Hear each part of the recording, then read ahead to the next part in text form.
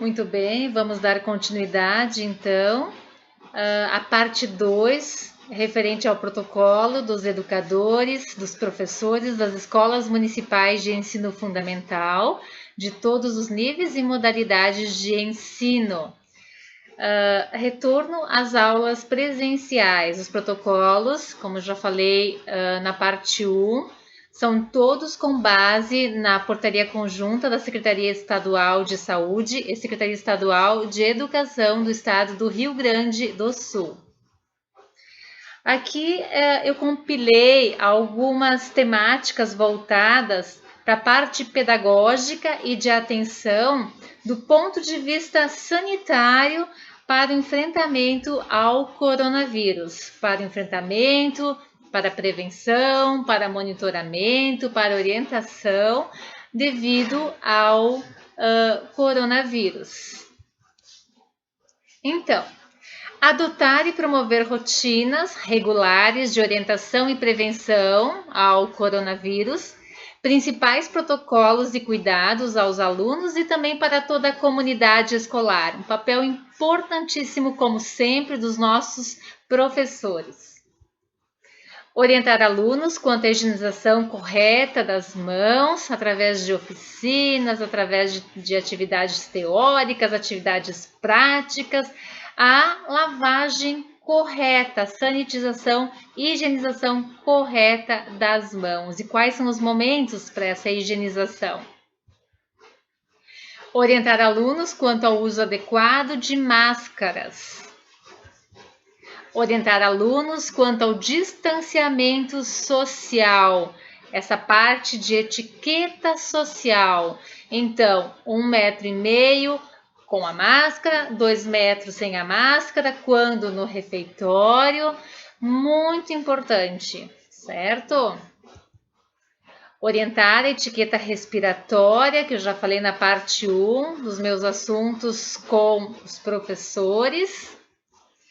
Orientar aos estudantes quanto aos cuidados de prevenção, medidas de higiene e protocolos simples e seguros a serem realizados em seus domicílios, nas casas, das famílias, das crianças, reforçando a saúde integral desses nossos educandos.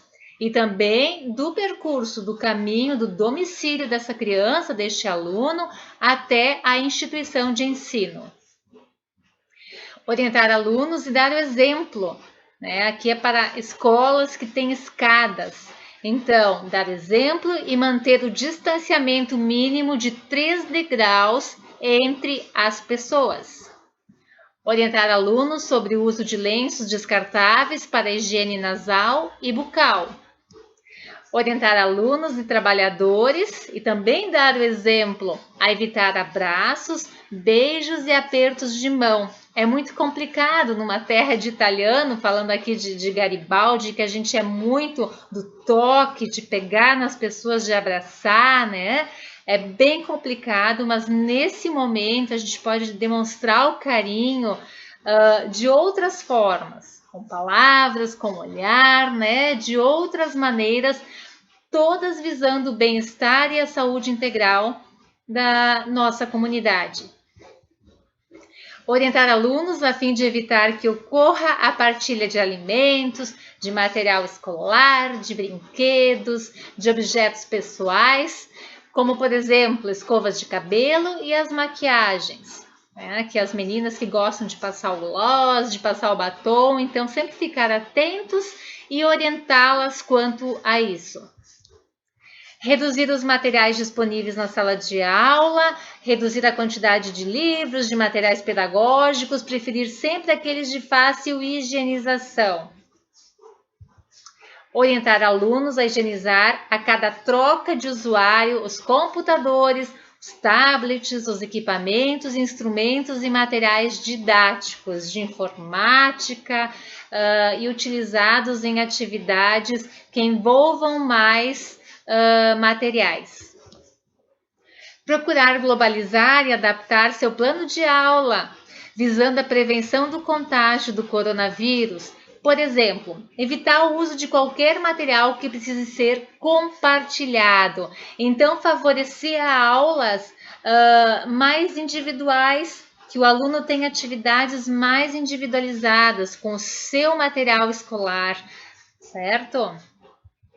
Adaptar o plano pedagógico para práticas realizadas na escola, uma vez que os passeios e as excursões estão suspensas. Orientar aos alunos, né, explicando toda a motivação da parte de legislação, que atividades que envolvam aglomerações, por exemplo, as festas de comemorações de datas, reuniões para entrega de avaliações, as formaturas, todas estão suspensas enquanto houver o risco de disseminação do coronavírus. Aqui também, durante as aulas de educação física, a questão de jogos, a questão de interséries, também estão se evitar neste período. Orientar aos alunos quanto à suspensão de atividades coletivas esportivas, aqui que eu já estava falando anteriormente, né? O futebol, o voleibol, a ginástica, atividades de balé, as interséries, jogos de contato, devido à propagação de partículas potencialmente infectantes, então estão suspensas. Explicar toda essa motivação, a importância desses cuidados neste momento, enquanto não se tenha uma prevenção mais efetiva através de uma vacina, enquanto não se tiver mais a certeza dos rumos dos tratamentos referente a esse vírus que estamos enfrentando. Respeitar a capacidade máxima de pessoas na sala de aula, né? As classes alternadas, certamente vai ser alternado também os momentos presenciais dos alunos, vai ter menos aluno na sala de aula, enquanto um grupo fica em sala de aula, outro grupo fica em casa fazendo atividades à distância. Eu acredito que vai ser nesse sentido se tiver o retorno presencial de aulas. Monitorar também a capacidade máxima de pessoas na biblioteca, no refeitório, ter uma escala ali para realizar essas refeições, para não ter aglomerados, em ginásios, escolas que tenham elevadores, então daqui a pouco se evita o uso de elevadores, os auditórios, as salas de informática e também os laboratórios de ciência, de química, enfim. Observar e orientar a ida dos alunos ao banheiro, também algo muito importante. Professor, vou no banheiro, daí vai o coleguinha, preciso também. Então, né, alternar a saída ao banheiro e orientar aos cuidados quanto ao uso do banheiro, da higienização, né, quando pega na maçaneta, das portas, então chegou na classe já passa um álcool gel. Ou na entrada da sala de aula, que a gente pretende colocar dispensers, né, com o sanitizante ali, higienizante das mãos. Orientar alunos para o não compartilhamento de material didático, como, por exemplo, lápis de cor, eles adoram, né? Porque o meu coleguinha tem uma cor diferente da que eu tenho, a canetinha, a própria caneta, borracha, apontador, corretivo, livros. É importante que cada um tenha o seu material, certo? E cobrar bastante dos alunos nesse sentido. Uma dica também para a mochila escolar, que se pode ser dado aos alunos, é evitar aquela mochila de pano, aquela mochila de mais difícil higienização. O ideal seria uma mochila que facilite a passagem, né, de um paninho com álcool 70% ou de uma água com cloro para fazer essa higienização dessas mochilas. Orientar para não jogar a mochila em qualquer lugar, também no chão, enfim, ter toda essa rede, né, de apoio para esses alunos. Manter janelas e as portas entreabertas na medida do possível para facilitar a circulação de ar. Aquela mesma recomendação que a gente faz sempre nos períodos de inverno. Observar a delimitação de espaços físicos, 1,5 metro de distância com a máscara e 2 metros sem a máscara, que é o horário da refeição. Observar e respeitar o fluxo das crianças dentro das escolas, né? Nos corredores, o fluxo, para não ter o confrontamento, o encontro, né? E aglomerações. Evitar o acesso de pais, de cuidadores e visitantes nas salas de aula. Muito importante também. Auxiliar na documentação de todas as ações adotadas pela instituição de ensino em decorrência do cumprimento das determinações do plano de contingência escolar.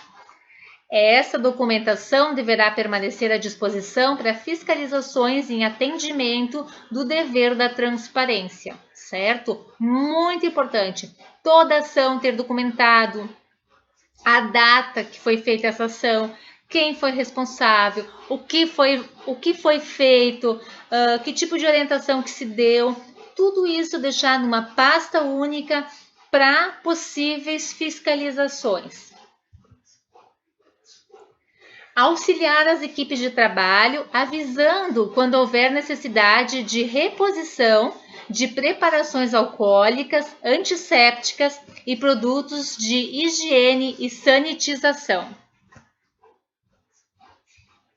Auxiliar na adequação de atendimento dos alunos, respeitando o teto de operação definido pelo sistema de distanciamento controlado para a bandeira vigente na região em que se localiza a instituição de ensino.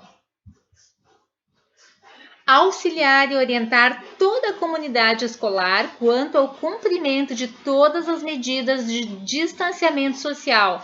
Por exemplo, a demarcação de piso dos espaços físicos para se manter a distância, para se aguardar dentro de uma distância segura. Comunicar a equipe diretiva e o COI local ao observar crianças apresentando sintomas gripais e, conjuntamente, separar a criança das demais, mantê-la numa sala de isolamento. Então, a legislação, a portaria prevê que se tem uma sala de isolamento até a chegada de um responsável, de um cuidador, do pai, enfim, que vai buscar essa criança, esse aluno, e encaminhá-la para uma rede de saúde, então. Garantir que seja realizada a limpeza das superfícies e dos objetos utilizados pelo caso suspeito, cuidando para não expor nem causar o constrangimento do estudante, né, em uma situação assim. Também, professor, monitorar o retorno dos alunos após a alta, após aqueles 14 dias, e a autorização da área da saúde e também do COI local, evitando assim a evasão, o abandono da escola por parte deste aluno. Adaptar-se ao novo sistema de registro de ponto previsto na escola, uma vez que está previsto, né, a suspensão do digital.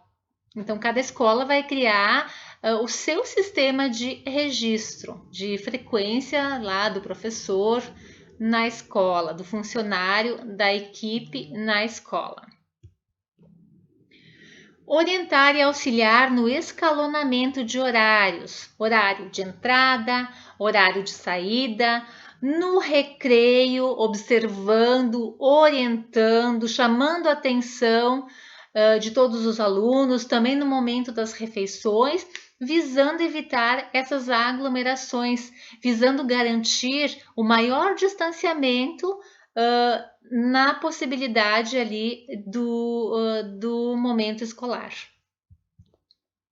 Muito bem, então, encerrando a parte 2, aqueles protocolos, aquelas ações que julgamos mais importante para o grupo de professores, de educadores das nossas redes de ensino, das nossas escolas municipais de ensino fundamental. Um bom retorno para todos, né? Retorno seguro, um retorno confiante, né? Se caso existir esse retorno aí nos próximos dias, que a gente esteja munido de conhecimento, embasado em legislação, visando adequar um plano de contingência, colocá-lo em prática e termos sucesso nessa prevenção, nesse monitoramento, né? Quanto a essa pandemia que estamos enfrentando. Um beijo no coração, obrigada pela atenção.